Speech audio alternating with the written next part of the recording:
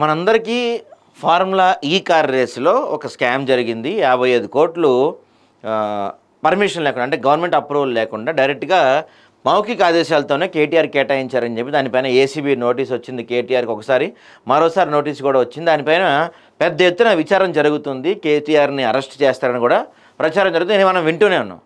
కానీ దీంట్లో తెర వెనుక ఇంకొక భారీ స్కామ్ ఉంది తెలుసా? అదే ఈ స్కామ్. ఫార్ములా ఈ కార్ రేసులో మరో కుంభకోణం. పచ్చదనం పేరుతో ప్రజాధనం లూటి. ఎంత సిగ్గులేనితనం అంటే అండి, చెట్లు కొనటానికి కూడా, చెట్ల విషయంలో, ఈ మొక్కల విషయంలో కూడా వీళ్ళ బుద్ధి చూపించుకున్నారు. ఈ చెట్టు మామూలుగా మీకు మొత్తం లిస్ట్ చూపిస్తాను నేను. ఒక్కొక్క చెట్టు విలువ బయట మార్కెట్లో ఫర్ ఎగ్జాంపుల్ చెప్తున్నా 200, 300 ఉంటే వీళ్ళు ఒక్కో చెట్టుకి బిల్లు 40,000, 50,000 వేశారు ఒక్కో చెట్టు బిల్లు. అంటే దాదాపు 24%, 25, 20-30% రేటు ఇష్టం వచ్చినట్టు పెంచేసుకొని బిల్స్ వేసుకొని తెచ్చుకున్నారు వీళ్ళు. మరి ఇదంతా ఎవరి హయాంలో జరిగింది? ఎవరికి తెలియకుండా జరిగిందా? మరి కేటీఆర్కి తెలియకుండా జరిగింది ఇదంతా. గతంలో ఆయనే కదా మొత్తం చూసుకుంది ఇదంతా కూడా. మరి దీని వెనక ఎవరెవరు ఉన్నారు మొత్తం చెప్పే ప్రయత్నం చేస్తాం మీకు. హెచ్ఎండిఏ అర్బన్ ఫారెస్ట్ విభాగంలో అంతులేని దోపిడీ. చేయని పనులకు బిల్లులు పెట్టి డబ్బు దోచిన వైనం. టెండర్ పిలవకుండానే నామినేషన్ పద్ధతిలో కేటాయింపు. బాలకృష్ణ అనే బినామీ కాంట్రాక్టర్కి పనుల అప్పగింత. పారదర్శకమైన దర్యాప్తు జరపాలంటున్న ప్రకృతి ప్రేమికులు.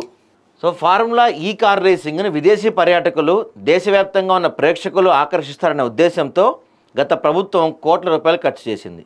ఇందులో భాగంగా హైదరాబాద్ మెట్రోపాలిటన్ అథారిటీ అంటే హెచ్ఎండిఏలోని అర్బన్ ఫారెస్ట్ విభాగానికి సుందరీకరణ కోసం సుమారు 10 కోట్లు కేటాయించగా కేవలం 3 నుంచి 3.5 కోట్లు మాత్రమే ఖర్చు చేసి 6 కోట్ల బిల్లులు పెట్టారంట. అంటే 10 కోట్లు కేటాయిస్తే మన వాళ్ళు 3-3.5 కోట్ల పనులు చేసి బిల్లులు మాత్రం డబల్ పెట్టారంట. మరి ఏమైనాయి అవన్నీ? హెచ్ఎండిఏ కమిషనర్ అరవింద్ కుమార్ ఆదేశాల మేరకు అప్పటి urban forest director, assistant director, forest range అధికారులు కలిసి ఈ అవినీతి దందాకు తెరలేపని ఆరోపణలు వస్తున్నాయి. వాతావరణ సమతుల్యాన్ని పాటించాలని, గ్రీనరీ డెవలప్ చేయాలని ప్రభుత్వాలు కోట్ల రూపాయలు ఖర్చు చేస్తుంటే స్వార్థపూరితమైన కొందరు అధికారులు ఇట్లా చేస్తున్నారు. అసలు ఇక్కడ ఏం చేశారో చూపిస్తారు చూడండి, మీకు షాకింగ్గా ఉంటుంది అంత లెక్కలు కూడా. ఈ మొక్క పేరు ఫాక్స్టైల్ పామ్. దీని మార్కెట్ ధర, అంటే ఈ ఫాక్స్టైల్ పామ్ అనే మొక్క మార్కెట్ ధర 18 నుంచి 20 అడుగులు ఉంటే 700 అండి. బయట ఏ మార్కెట్లో సరే ఇంకొంత ఎక్కువ వేసుకున్న 1000 రూపాయలు వేసుకుందాం మనం. ఏంటి 18 to 20 ఫీట్స్ ఉన్న మొక్క రేటు 1000 రూపాయలు వేసుకుందాం మనం. మార్కెట్ రేట్ 720 యాక్చువల్గా అయితే. కానీ వీళ్ళు ఒక్కొక్క మొక్కకి 42,000 బిల్ వేశారండి. చూసారా, ఒక్కొక్క మొక్కకి 42,000 బిల్ వేశారు వీళ్ళు. అంటే ఒక్కొక్క మొక్కపై దాదాపుగా సుమారు 24 రెట్లు అధికంగా బిల్ వేశారు. ఇక మాల్ పిజియా కోన్ అంటే దీనికి 6 రెట్లు, మార్కెట్ రేట్ 1600 అయితే 13,500 వేశారు. మాల్ పిజియా బాల్ 12 ఇంచెస్ అయితే దీనికి మార్కెట్ రేటు,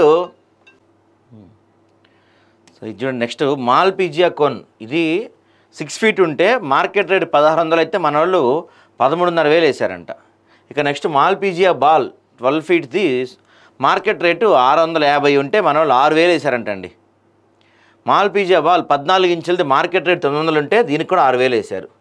ఇలా అధిక బిల్లులు వేసి లక్షల రూపాయల నిధులు స్వాహా చేశారు. అంతేకాకుండా ఈ మొక్కలు నాటడానికి కూడా 2,21,000 బిల్లు వేశారంటండి. మొక్కలు కొనటానికి ఒక స్కాము, మొక్కలు నాటడానికి మరో స్కాము. ఏంది ఇవే? మొక్కలు నాటడానికి ఎందుకు ఎంత ఖర్చు అయిందో నాకైతే అర్థం కావట్లేదు. ఎందుకు ఖర్చు అవుద్ది మొక్కలు నాటడానికి? పోనీ వీళ్ళే ఉన్నా దాన్ని ఏమంటారు, పెద్ద పెద్ద గుంటలు తీసి జేసీబీలు తెచ్చి మొక్కలు నాటితే అరే పాపం ఖర్చు అయింది రే భయ్ అనుకోవచ్చు. ఈ జిహెచ్ఎంసీ ఎంప్లాయీస్తో వీళ్ళతోనే మొక్కలు పెట్టిస్తారు కదా, దానికి ఎందుకు ఇంత ఖర్చు అయింది? ఇక ఆశ్చర్యకరమైన విషయం ఏంటంటే ఈ పనులకు ఎలాంటి టెండర్ పిలవకుండానే నామినేషన్ పద్ధతిలో ఆర్ బాలకృష్ణ అనే బినామీ కాంట్రాక్టర్కి పనులు అప్పచెప్పారు. ఇది అక్రమాలకు పరాకాష్ట. ఈ విధంగా నర్సరీల పేర్లతో, చెట్ల ఖండాలకు రంగులు వేయటం పేరుతో, ల్యాండ్స్కేపింగ్ పేరుతో కోట్ల రూపాయలు లూటీ చేసినట్లు స్పష్టమవుతుంది.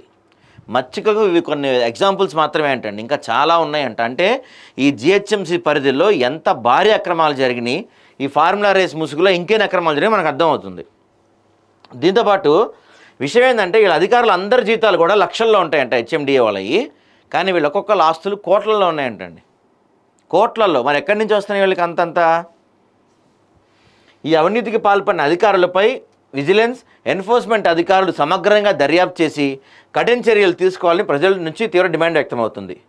ప్రజాధనాన్ని లూటీ చేసిన వారిపై కఠిన చర్యలు తీసుకోవడం ద్వారానే సుపరిపాలన సాధ్యమవుతుంది.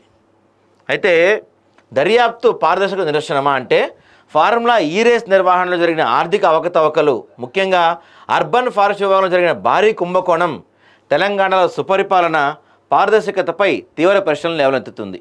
ఈ మొత్తం వ్యవహారంపై బీఆర్ఎస్ వర్కింగ్ ప్రెసిడెంట్ కేటీఆర్తో సహా పలు అధికారులపై ఏసీబీ కేసు నమోదు చేసింది. దర్యాప్తు పురోగమిస్తున్న కొద్దీ మరిన్ని వివరాలు వెలుగులోకి వచ్చే అవకాశం ఉంది.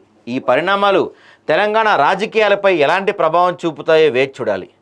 ప్రజాస్వామ్యంలో ప్రజల సొమ్మును దోచుకునే అధికారులకు, నాయకులకు కఠిన శిక్ష పడాలని ప్రజలు కోరుకుంటున్నారు.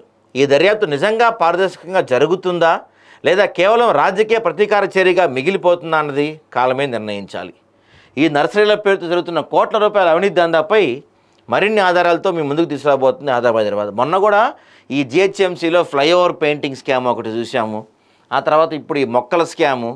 ఇలా జిహెచ్ఎంసీలో ఎక్కడ చూసినా, ఏ విధంగా చూసినా పూర్తి స్కామ్లే కనపడుతున్నాయి. మరి దీనిపైన జరుగుతున్న విచారణ పూర్తి స్థాయిలో జరుగుతుందా, పారదర్శకంగా జరుగుతుందా అంటే డౌటే, నమ్మకం లేదు మాకైతే. చూద్దాం మరి ఏం జరిగింది.